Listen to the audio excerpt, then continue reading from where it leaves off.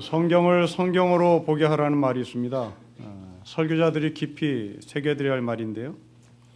특히 오늘 본문은 성경을 성경으로 봐야 한다는 원리에 근거해서 해석을 해야 할 아주 중요한 본문입니다. 왜냐하면 한간의 설교자들 가운데 8절을 근거로 3차 세계대전이 일어난다. 그 장소는 마곡 땅이고 그 마곡 땅은 오늘날 중동이다. 3차 세계대전이 일어나는 예언의 말씀이다. 그렇게 해석을 하는 이상야릇한 사람들이 있거든요.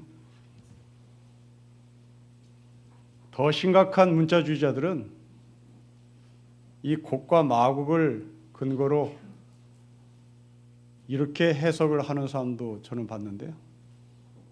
공주에 있는 마곡사에서 전쟁이 일어난다. 아니면 저 김포항 가는데 마곡지구가 있잖아요. 그 마곡지구에서 3차 세계대전이 일어난다. 그런 식으로 극단적 문자주의자들의 해석 방법이 있는데 정말 놀라운 일이죠. 그러면 도대체 오늘 이 본문은 우리에게 던지는 메시지가 뭘까? 정리를 보면 1000년 동안 감옥에 갇혔던 사탄이 잠깐 노임을 받는다. 그 노임을 받은 사탄이 자기의 편을 만들기 위하여 세를 규합하고 그 규합된 사람들이 거룩한 성도들과 거룩한 성을 향해서 대적을 한다. 이 가운데 하나님께서는 불로 심판을 한다. 이게 오늘 본문의 관찰된 메시지입니다. 자, 이 말씀 우리가 깊이 들어가 보면 7절에 잠시 1000년 동안 감옥에 갇혔던 사탄이 풀려난다. 이 이야기는 3절에 근거한 이야기겠죠. 하나님께서 잠시 동안 사탄을 풀어준다는 겁니다. 그럼 이것을 우리는 문자로 받아들여야 되나? 결코 받아들일 수가 없지요. 사탄은 물리적인 존재가 아니거든요. 물리적인 존재가 아닌 사탄이 어떻게 감옥에 갇힐 수 있나요?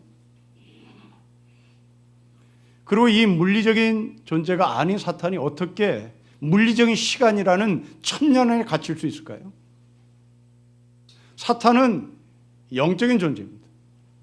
영적인 존재는 물리적 공간에 갇힐 수가 없고 물리적 시간 안에 갇힐 수가 없고 사탄은 영적인 존재이기에 마음대로 떠돌아 다니는 것이고 또한 마음대로 시간에 구애받지 않는 존재입니다.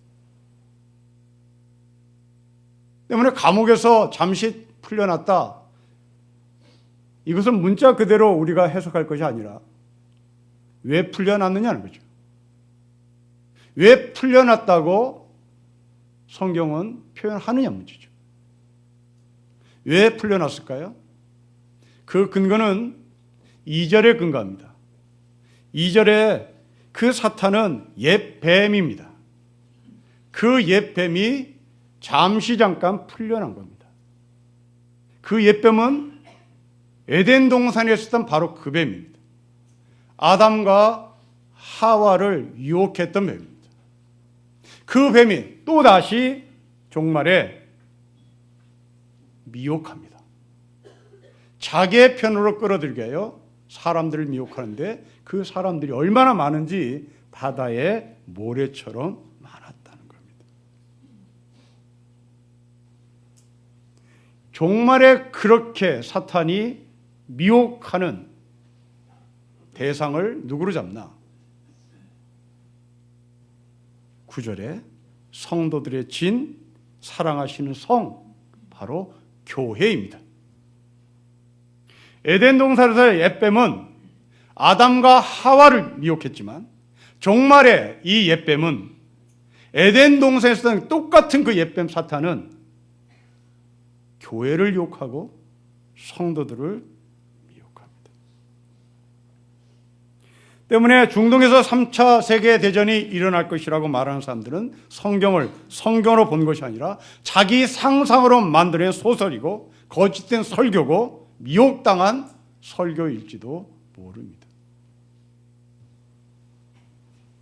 그러면 사탄은 우리를 어떻게 미혹하는지, 그 옛뱀은 우리를 어떻게 미혹하는지 공통점을 찾아보면 오늘 이 종말을 사는 우리에게 다가오는 설교자들, 다가오는 거짓 선지자들, 다가오는 교회 지도자들이 진짜인지 가짜인지를 알 수 있는 기준이 된단 말입니다. 자, 시대별로 우리는 사탄이 어떻게 사람들을 미혹했는지를 점검해 봅시다. 첫째로 에덴 동산에서 있었던 사탄의 유혹 방법입니다. 하나님께서는 아담과 하와에게 말합니다. 동산에 있는 모든 나무의 실과를 마음대로 먹어라. 마음대로 먹어라. 그러나 여기 하나를 먹지 말라. 이것이 하나님께서 아담에게 하신 워딩입니다. 사탄이 여자에게 접근합니다. 하나님께서 동산에 있는 모든 나무의 실과를 먹지 말라고 했냐? 라고 질문합니다. 그래서 여자가 말합니다. 하나님이 말씀하시기를 동산에 있는 모든 나무의 실과는 다 먹되 중앙에 있는 나무는 먹지도 말고 만지도 말라, 죽을지도 모르겠다고 말합니다. 하나님은 동산에 있는 모든 나무의 실과를 다 먹어라, 하나를 먹지 말아라, 이것을 먹는 날에는 너는 진짜 죽는다. 이것이 하나님의 워딩인데 여자는 말합니다. 모든 실과는 다 먹을 수 있으나 하나는 먹지도 말고 만지도 말아라, 그리고 죽을지도 모르겠다고 말합니다. 사탄은 모든 나무의 실과를 먹을 수 있다고 하신 하나님의 말씀을 비스무리하게 비틀었습니다. 그러자 여자는 거기에 자기의 생각을 덧붙입니다. 만지도 말라, 그리고 죽을지도 모르겠다.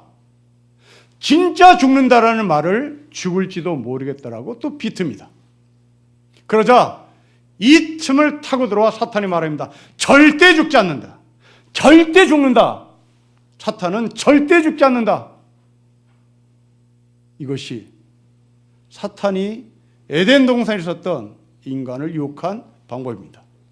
정리를 하자면 사탄이 인간에게 접근한 방법은 하나님의 말씀을 비스무리하게 들고 접근을 했다는 말이고, 인간은 그 하나님의 말씀을 비스무리하게 알아들어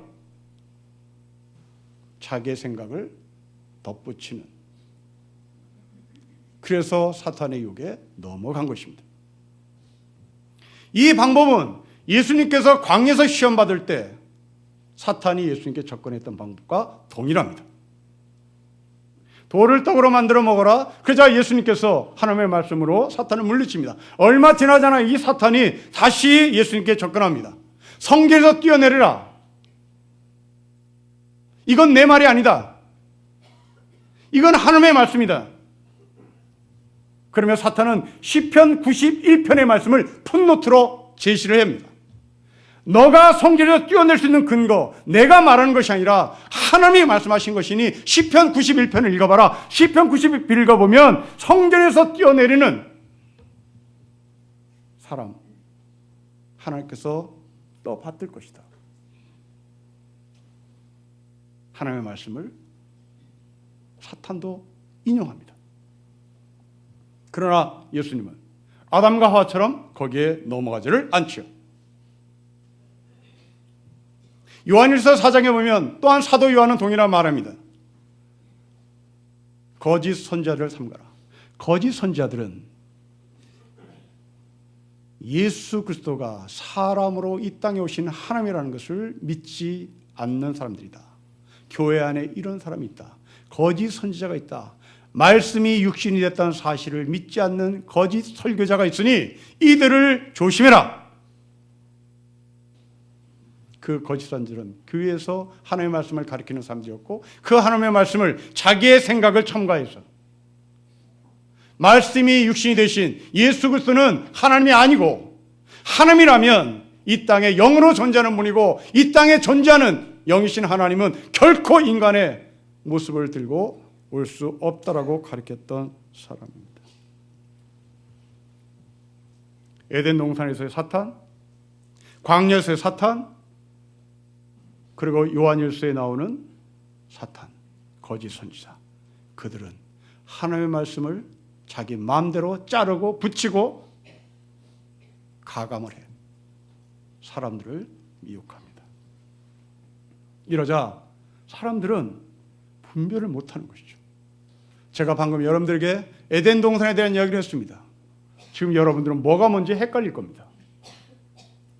말은 말인 것 같은데 지금 여러분 머릿속에 거의 정리가 안 될 것으로 저는 판단합니다. 그렇게 사람들은 분별을 못했습니다. 미혹에 넘어간 사람들 정말 많았다는 것이죠. 여러분 8절을 보십시오. 이렇게 많았다는 겁니다. 나와서 땅의 사방 백성 곧 곡과 마곡을 미혹하고 모아 싸움을 붙이리니 그 수가 바다의 모래처럼 많습니다. 자, 우리는 여기서 왜 그러면 에덴 동산의 사람들이 사탄에 넘어가는 것이고 왜 우리는 이렇게 거짓 선지자의 설교에 넘어가는 것일까? 그 이유를 생각해 봐야 되겠습니다. 여러분 다시 에덴 동산으로 돌아가 보십시오. 에덴 동산은 하나님께서 인간에게 주신 선물입니다. 그 에덴 동산 인간은 하나님과 소통하고 남편과 아내가 소통하면서 살아가야 할 축복된 장소였습니다. 그런데 성경을 보면 아담이 하와를 아내로 맞이한 이후부터 아담은 하나님과 소통을 끊습니다. 아담이 하와를 만나기 전까지 아담은 하나님과 소통을 합니다. 그 소통의 클라이막스는 하나님이 아담에게 말하기를 짐승에게 이름을 붙여줘라. 그래서 모든 짐승에게 아담은 이름을 짓죠. 호랑이, 호랑이, 뱀, 뱀. 이름을 짓죠. 그러고 나서 이 아담이 자기 아내를 하와로 맞이합니다. 이 뒤부터 아담과 하와는 하나님과 소통을 끊습니다. 이러던 아담과 하와가 다시 소통을 재개합니다. 그런데 그 소통의 상대는 옛 뱀이라고 칭하는 사탄과 소통을 합니다. 그렇습니다. 소통이 없으면 사고칩니다. 자기와 자신과의 소통이 없으면 사고칩니다. 부부가 소통이 없으면 사고칩니다. 부모와 자식이 소통이 없으면 사고를 칩니다. 아담과 하와는 하나님과 소통이 없어 사탄에게 넘어가는 사고를 칩니다. 결혼 만족도에 대해서 광범위하게 조사한 연구 결과를 보면 상대방의 성격, 지능, 학력, 수입, 외모 이 모든 것들은 결혼에 대한 만족도에 1도 도움이 되는 사실이 없다는 것을 보여줍니다. 가장 결혼 만족도가 높은 사람은 외모가 어떠냐, 수입이 어떠냐 아무 필요 없습니다. 딱 하나입니다. 정서적으로 친밀하냐. 부부가 정서적으로 친밀한 가운데 대화를 하느냐. 물론 여러분들은 교과서적인 이야기를 한다고 얘기할 겁니다. 그리고 제가 지금 드린 이 연구 결과에 대해서 동의하지 않는다고 말할지도 모르겠습니다. 당신의 현실을 몰라요. 돈을 많이 벌어오면, 내 남편이 장동건 같이 멋있으면, 내 아내가 누구처럼 아름다우면, 남들이 부러워할 정도로 좋은 직업을 가졌으면 친밀감 필요 없어요. 다 그렇게 살 수 있어요. 라고 말할 것입니다. 착각입니다. 그것은 그렇게 살아보지 않아서 그런 겁니다. 그건 본질이 아닙니다. 외모, 성격, 수입, 직업 다 부부 사이에 본질이 아니라 그건 있어도 좋고 없어도 좋은 주변부입니다. 이 주변부의 것들을 본질로 생각한다면 여러분들의 삶의 질은 점점 떨어집니다. 삶의 만족도는 점점 바닥을 칠 수밖에 없습니다. 이단이나 사회에 빠진 사람들, 고립된 사람들, 부부 사이에 대화가 없는 사람들, 부모와 자식 사이의 관계가 깨진 사람들. 연구 결과입니다. 그런데 이것은 연구 결과 이전에 이미 성경에 말하고 있습니다.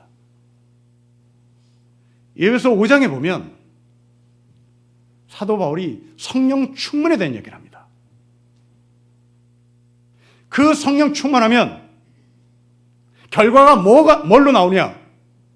총 4가지로 나옵니다. 사도 바울이 한 말입니다. 성령 충만하면 첫째, 하나님과 소통한다. 뭘로? 찬송하며, 감사하며, 이것이 성령 충만의 결과입니다. 두 번째, 성령 충만의 결과, 하나님과 소통한 것이 무엇으로 나타나나? 두 번째입니다. 부부입니다. 세 번째로 뭘로 나타나나? 부모와 자식입니다. 네 번째로 뭘로 나타나나? 교회에서 나타납니다. 기억하십시오. 성령 충만한 사람은 교회에 헌신하지 않습니다. 성령 충만한 사람은 하나님과 자신이 깊이 소통합니다. 그리고 그 소통된 힘과 마음을 들고 부부가 친밀해집니다. 그 부부가 자식과 소통합니다. 교회는 맨 나중입니다. 우리 한국교회는 성령 충만하면 교회 헌신으로 사기친 거죠. 사기입니다. 그것은 교회 사업을 하는 사람들이 하는 얘기입니다. 교회 사업을 하는 사람들은 성령 충만함이 교회의 헌신입니다.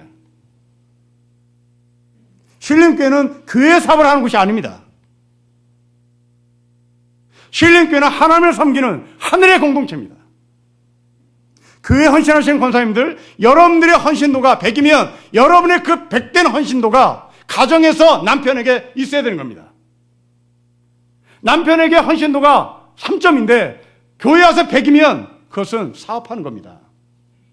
그것은 교제하는 겁니다.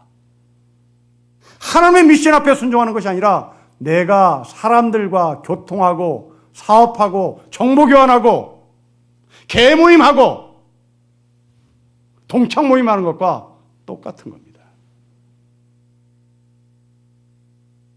여러분들이 예수를 믿습니까? 가정에 헌신하십시오. 가정에 헌신하는 것, 그 힘을 가지고 교회에 헌신하면 되는 겁니다. 교회에 헌신함을 들고 가정과 똑같이 하셔야 되는 겁니다. 마음이 허신 여러분, 교회에 나와서 그 허한 것을 채우려고 하지 마십시오. 마음이 허하신 그 마음을 남편에게 채우십시오. 그리고 아내에게 채우십시오. 그 아내에게 채우고 남편에게 채운 그 마음을 들고 교회에 와서 사랑하셔야 되는 겁니다. 교회는 여러분에게 허한 것을 채워주는 곳이 아닙니다. 성령 충만입니다. 성령 충만은 하나님과 여러분이 소통해야 하는 것. 그 소통이 부부로, 자녀로 우선순위를 사도 바울이 매기고 있음을 기억합니다. 그런데 거짓 선지자들은, 사기꾼들은 그렇게 말하지 않습니다. 사람들이 여기에 꼴가닥 넘어가는 것이죠. 얼마나 많은지 8절 말씀을 다시 보시면 바다의 모래처럼 많습니다. 이 바다의 모래처럼 많은 사탄에게 넘어간 사람들, 이들을 뒤에서 사탄이 조종해 싸움을 붙입니다. 누구랑? 여러분 9절을 보십시오. 우리 9절을 같이 읽겠습니다. 시작. 그들이 지면에 널리 퍼져 성도들의 진과 사랑하시는 성을 두르매 하늘에서 불이 내려와 그들을 태워버립니다. 여러분 8절과 9절을 비교해 보십시오. 바다의 모래처럼 많은 사탄에게 미혹당한 사람들, 그들과 싸워야 할 9절의 성도들, 그리고 교회. 게임이 되지 않습니다. 바다의 모래가 이길 확률이 큽니다. 그게 상식입니다. 그게 합리입니다. 그게 우리의 현실입니다. 그러나 그렇지 않습니다. 아말렉과 싸웠던 여호수아를 보십시오. 아말렉은 중과 부적이었습니다. 여호수아는 그 앞에 무릎을 꿇었어야 했습니다. 그러나 그렇게 중과 부적이었던 여호수아의 군대는 아말렉과 싸워서 승리를 했습니다. 어떻게 해요? 여호수아가 승리한 것이 아니라 여호수아 뒤에서 여호수아를 위해 중보했던 모세와 아론과 훌의 기도였습니다. 하나님은 이 모세와 아론과 훌을 통하여 여호수아를 승리로 이끄는 하나님의 도구로 사용했던 겁니다. 오늘 본문이 그렇습니다. 여러분, 여호수아를 위하여 뒤에서 중보했던 모세와 아론과 훌의 중보 기도처럼 9절에 갑자기 하늘에서 불이 내려와 8절의 사람들을 태워버립니다. 9절의 사람들은 8절의 사람에 비해서 아무 힘이 없었으나, 무너질 수밖에 없었으나 하늘에서 불이 내려와 그들을 태웠습니다. 성도인 우리가 살아갈 힘은 바로 여기 있습니다. 저는 설교자로 30년을 살고 있습니다. 언제나 설교는 부담스럽고 어렵고 또 성도들 앞에 서는 것이 두렵습니다. 어떤 때는 말 잘하는 사람이 이 강단에 올라와서 설교를 하는 것이 더 나은 결과를 가져올 것 같다는 생각도 합니다. 아니, 말보다는 음악으로, 때로는 웅변으로, 때로는 미술로, 때로는 심리학자가, 정신분석학자가 여기 와서 여러분들이 갖고 있는 그 아픔을 조목조목 집어내서 치유하고 처방을 내리는 것이 더 빠를 것이라고 생각을 합니다. 이런 생각은 강단에 올라올 때까지, 아니 지금 설교하는 이 시간에도 제 안에서는 갈등으로 작동하고 있습니다. 그리고 안간의 힘을 쓰면서 버티죠. 그럴 때마다 제가 하는 말이 있습니다. 내 속으로 되뇌는 말은 내가 하는 것이 아닐 것이다. 내가 한다면, 내가 설교한다면 저 수준 높은 지식인들 앞에서, 산전수전 다 겪은 저 노인들 앞에서, 나하고 코드가 전혀 맞지 않는 저 청년들 앞에서 나는 설교할 수 없을 것이다. 하지만 나를 위하여 기도하고 계시는 주변의 사람들, 또한 나를 이끄시는 하나님, 바로 그분 때문에 저는 한 주 한 주 버티면서 여기까지 온 것이죠. 제가 이길 수 있는 싸움 하나도 없습니다. 제가 이길 수 없는 싸움에서 이길 수 있었던 것은 바로 9절에 불을 내리신 하나님의 섭리 때문에 그렇습니다. 저는 여러분의 삶 가운데 이 9절이 여러분의 말씀이 되기를 주님으로 축복합니다.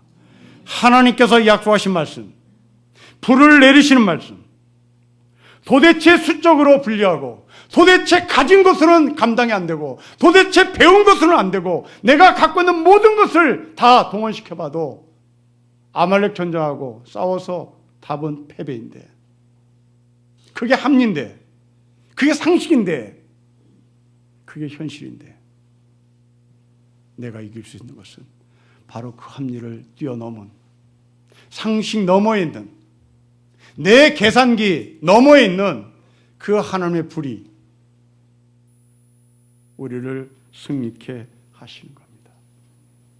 현실 너머에 계신 하나님을 믿으십시다. 계산기 너머에 계신 하나님의 약속을 신뢰합시다. 바다의 모래알보다 더 위대하신 그 하나님의 손길이 우리에게 반드시 약속되어 있습니다. 그 하나님께서 불로 심판합니다. 그런데 이상합니다.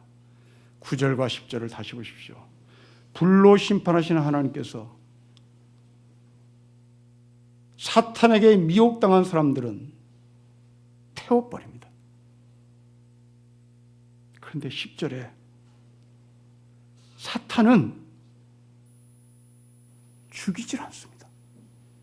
사탄은, 그리고 짐승은, 그리고 거짓 선지자는 밤낮 괴로움을 받도록 유황불에 던져집니다.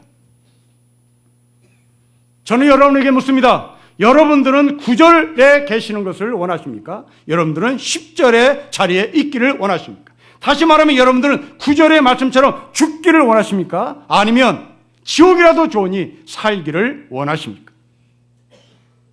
이제 여러분의 답을 구하셔야 됩니다. 8절은 9절은 태워서 없애버립니다.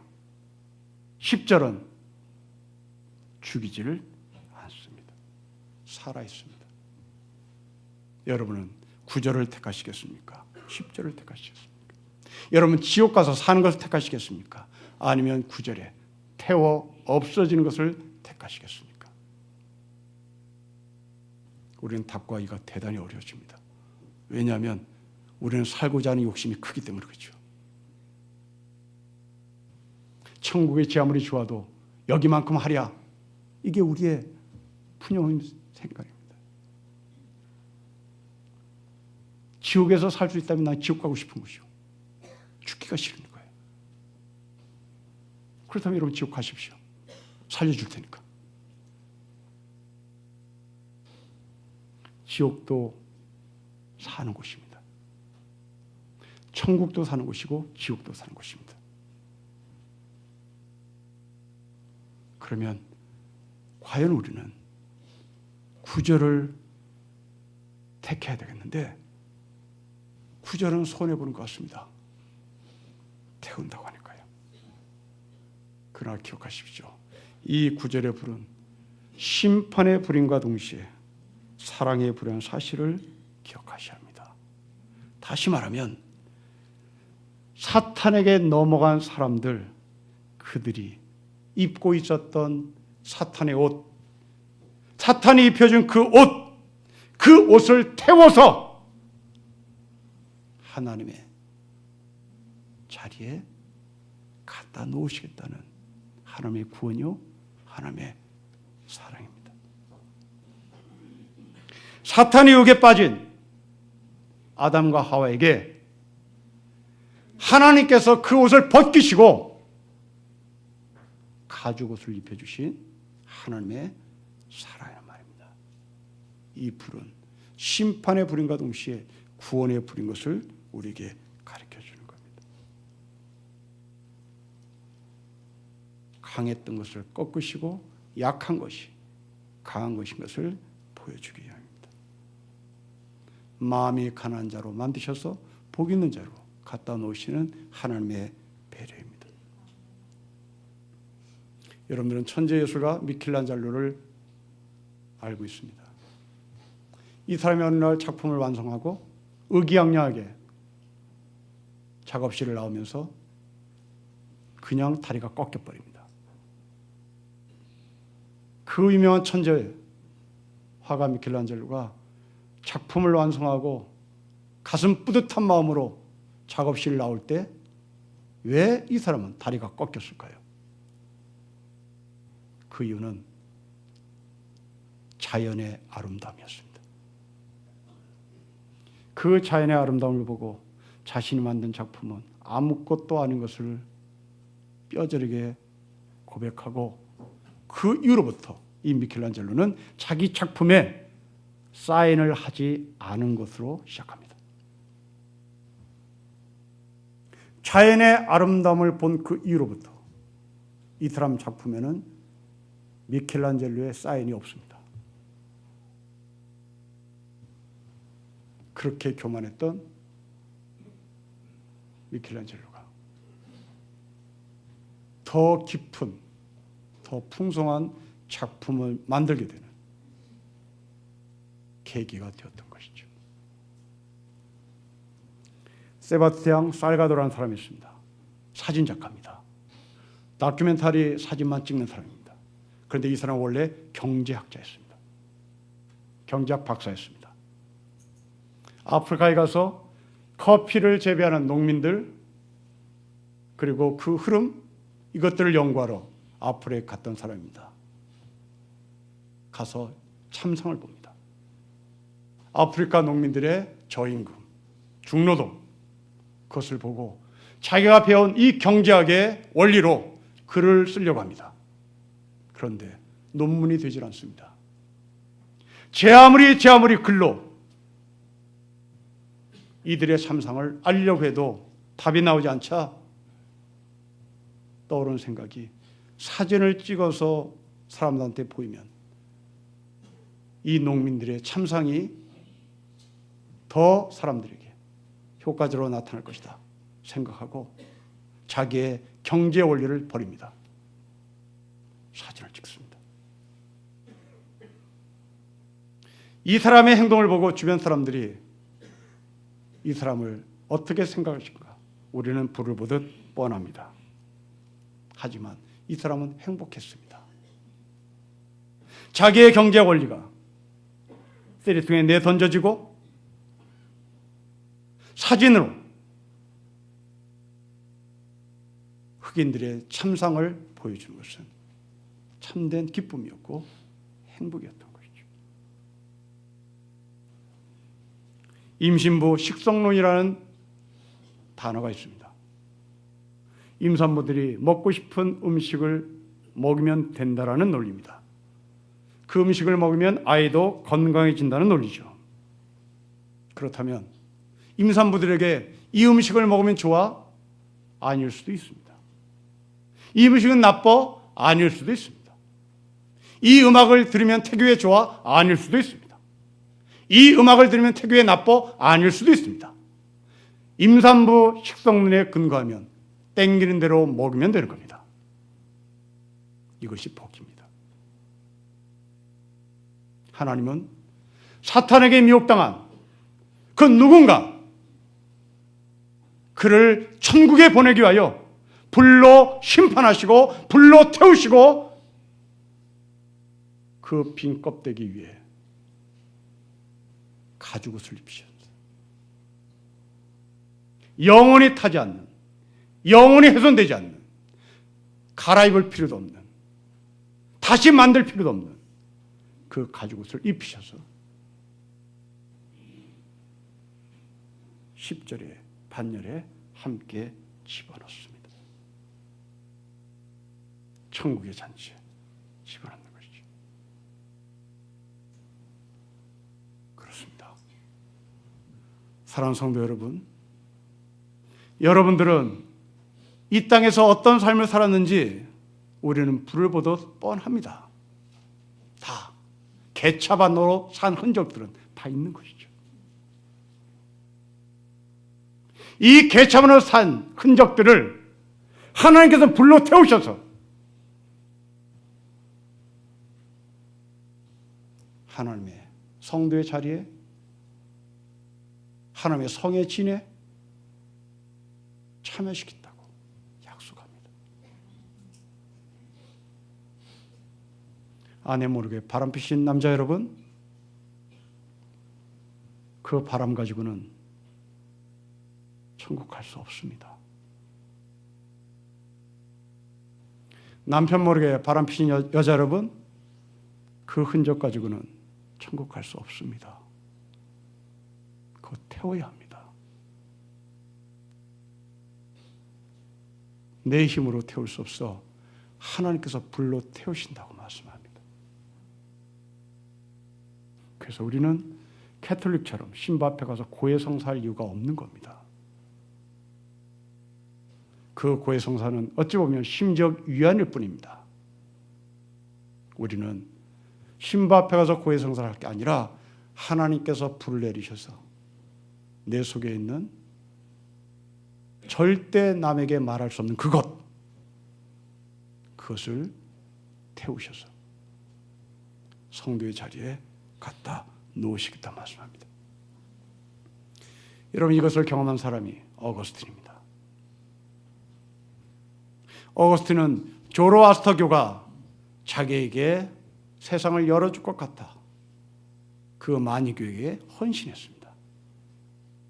그러나 뒤늦게 로마서를 읽었던 이 어거스틴이 로마서를 통하여 예수를 만납니다. 철학을 전공했던 이 어거스틴이 신학으로 자기의 전공을 바꿉니다. 이어서 신학 공부를 마친 후에 기독교 사제가 되기 위하여 헌신합니다. 사제의 서품을 받는 날 기가 막힌 광경이 벌어졌습니다. 어거스틴이 뒷골목 술집에서 엉망진창으로 살다가 태어나게 한 사생활을 사제 서품 받는 날 앞세웁니다. 내가 뿌린 사생활입니다. 불로 태움 받은 이 어거스틴의 당당함입니다. 나는 더 이상 예수 그리스도 안에서 부끄러움이 없다라고 고백한, 이것은 내가 될 책임이고, 그러나 이 책임을 하나님께서 나에게 용서로 말씀하셨기에 나는 부끄러움 없이 이 사생활을 내 사제 서품을 받는 자리에 앞세웁니다. 이것이 복음의 능력입니다. 여러분 자식들 가운데 아내가 모르는 사생아가 어딘가에 숨겨졌다면 어거스틴은 그 아이를 앞세워서 하나님의 사람으로 내가 이렇게 살겠습니다 고백하더란 겁니다.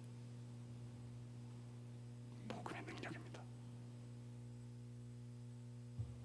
이 세상에 어떤 것 세력 앞에서도 복음 때문에 부끄러워하지 않았던 바울의 고백을 어거스틴도 그대로 하고 있었던 것입니다. 모든 인간이 갖고 있는 그 흠집을, 그 추악함을, 그 쓰레기통을, 그 잡놈들을 태워서 하나님의 나라에 인도하신다 말씀합니다. 여러분의 과거로 인하여 발목이 잡히신 여러분, 여러분의 그 추악한 잡놈의 냄새 때문에 발목이 잡히신 여러분, 여러분 결코 십절에 갈 사람이 아닌 것을 기억합시다. 불로 태워서 하나님은 구절에 갖다 놓습니다. 마지막 한 사람만 되지 맙시다.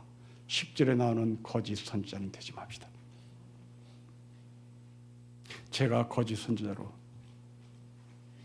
빠졌다면 저는 여러분들을 천국에서 볼 수가 없을 겁니다. 저는 지옥에서 영원토록 불에 타 고통을 당하고 있을 겁니다. 저를 위해서 기도해 주십시오. 제발 거짓 선지자가 되지 않도록, 제발 거짓 목사가 되지 않도록, 제발 종교 사업하는 목사가 되지 않도록, 제발 교회 사업하는 목사가 되지 않도록 우리 모두 다 천국에서 만나야 하겠습니다. 너나 나나 불로 태움받아 천국에서 함께 만나는 우리 모두가 되시기를 주 이름으로 축복합니다. 기도하겠습니다. 하나님 아버지, 다시 한번 우리의 잡냄새 나는 것들을 불로 태우셔서 정결하게 거룩하게 가죽 옷을 입혀주시고 예수 그리스도의 옷을 입혀주셔서 성도의 반열에 하나님의 성의 진에 죄를 참여시켜 주신다고 약속하신 이 말씀을 굳게 믿게 하시니 감사합니다.